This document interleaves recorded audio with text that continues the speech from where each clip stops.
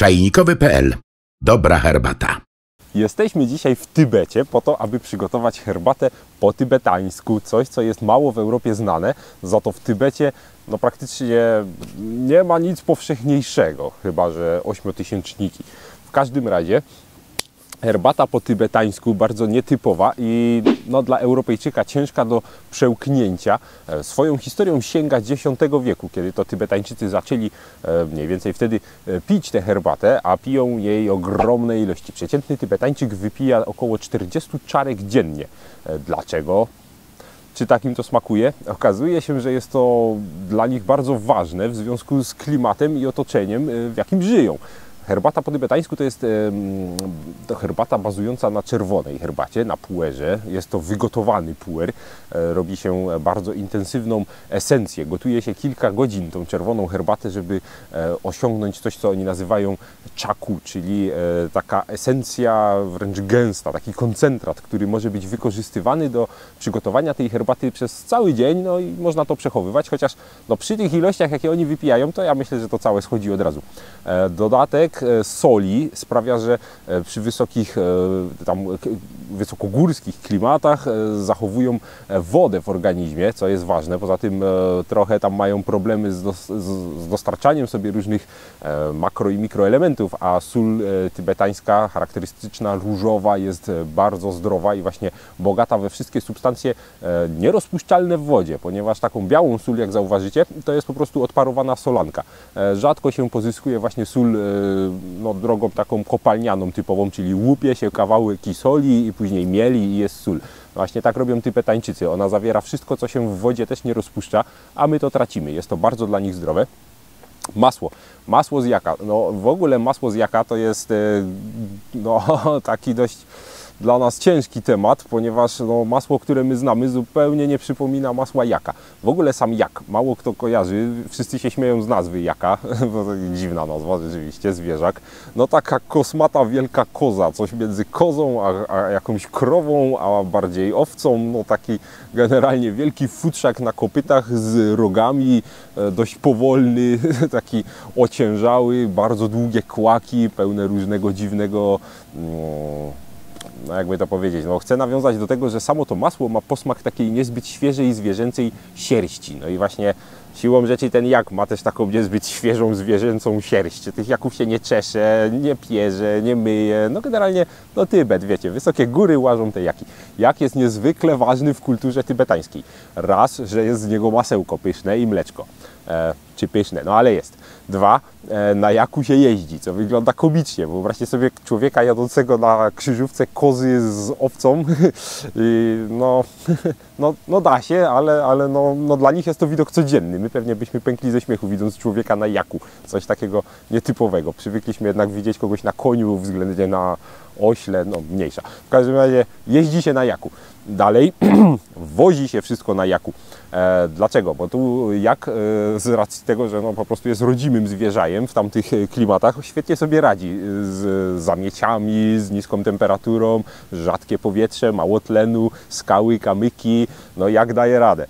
Inne zwierzaki sprowadzone z zewnątrz, spójrzcie na przykład na Europejczyka sprowadzonego z zewnątrz. Tutaj Tybetańczycy idą sobie wesoło, dziarsko, a Europejczyk nie ma tlenu i się przewraca. I właśnie, jak jest po prostu najlepszym środkiem transportu. Samochodem trudno, rowerem nie sposób, konie nie dają rady, chociaż akurat miejscowe konie dają radę, ale w ogóle konno nikt tam nie wiedzie, a taki jak idzie łapa za łapą z tym swoim futrem, cieplutko mu.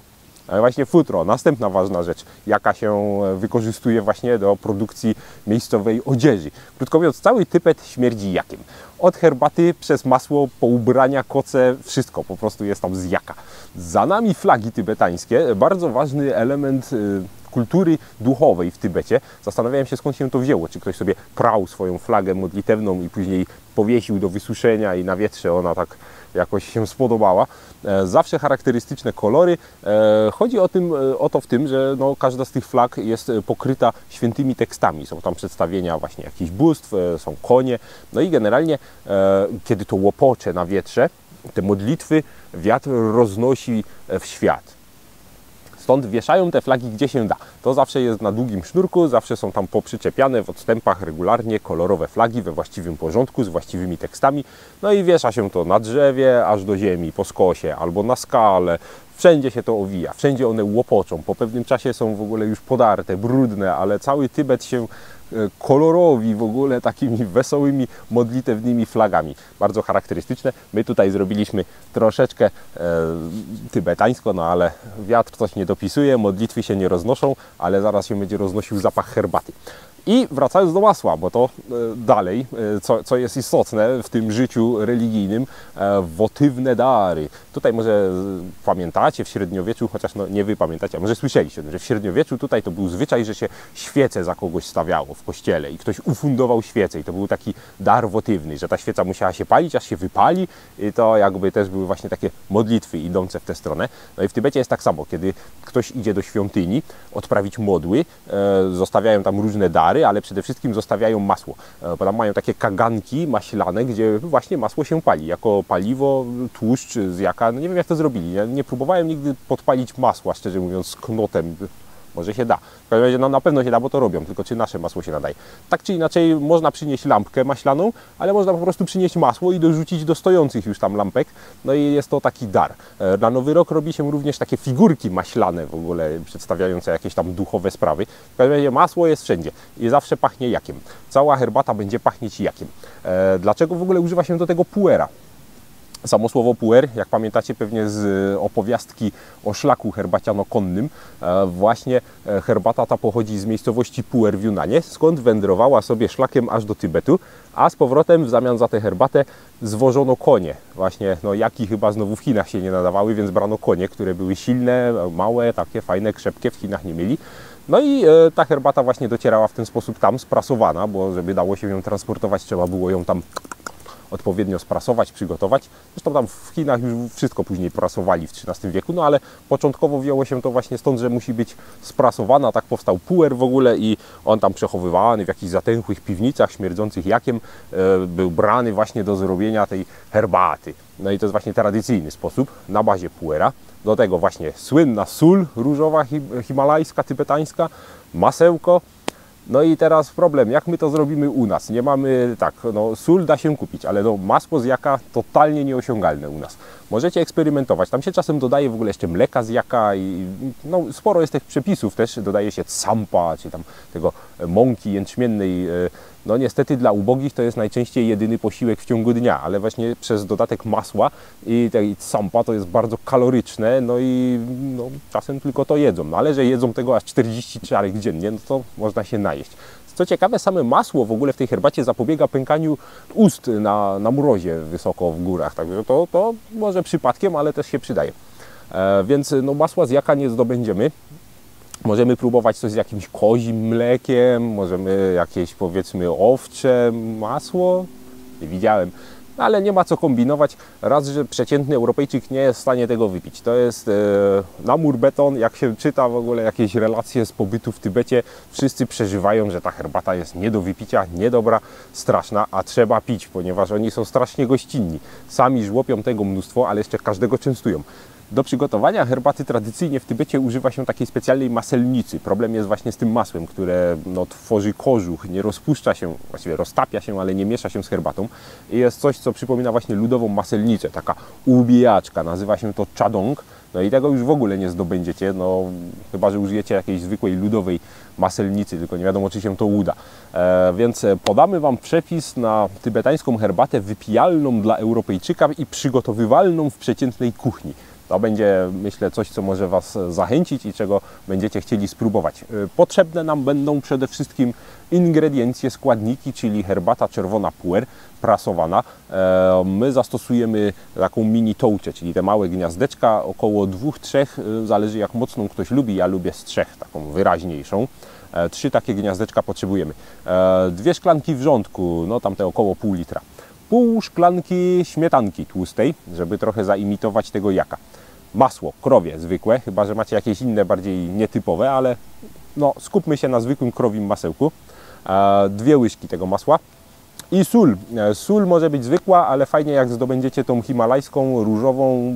Jest do kupienia. Jeśli chcecie, to zapraszam i polecam, bo jest fajna, zdrowa i smaczna.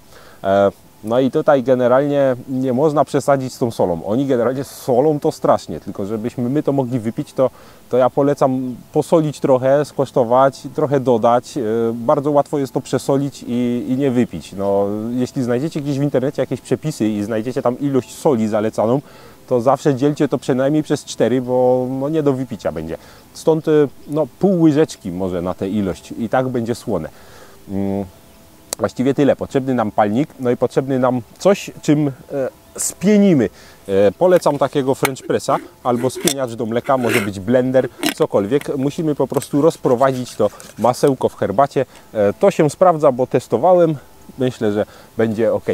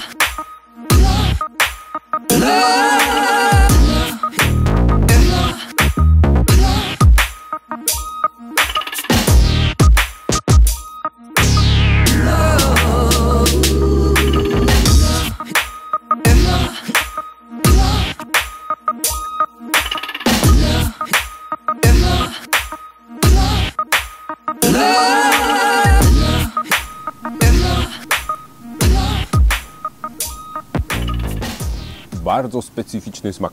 Przede wszystkim słone. No to nie do ukrycia, chociaż dałem naprawdę niewiele soli, widzieliście. Oryginalnie daje się więcej. Maślane, taka maślana lepkość. No siłą rzeczy to masło tam jest, ale aż się tak rozprowadza po ustach. No i puer ze śmietaną to jest no, nie do porównania po prostu klimat. No smak puera połączony z taką śmietankową kremowością. No dobre, naprawdę dobre, chociaż no nie dla każdego. No słona herbata to jednak u nas jeszcze jest w miarę nowość. Jeśli wybieracie się do Tybetu, to nastawcie się, że będziecie musieli tego dużo wypić tam, żeby nikogo nie obrazić. Butla z tlenem w plecach i ruszamy w Himalaje, tylko pamiętajcie, że to wiza potrzebna, bo to Chiny. Myślę, że tą herbatę można na pewno polecać również i u nas, kiedy jest chłodno, bardzo rozgrzewa i dodaje energii, dużo kalorii, energetyczna, fajna herbata dla każdego. No, tak myślę. Tak, myślę, że każdemu może smakować. Mi smakuje, ale jest słona, no ale smaczna. Co kto lubi. Do zobaczenia na naszej stronie czajnikowy.pl.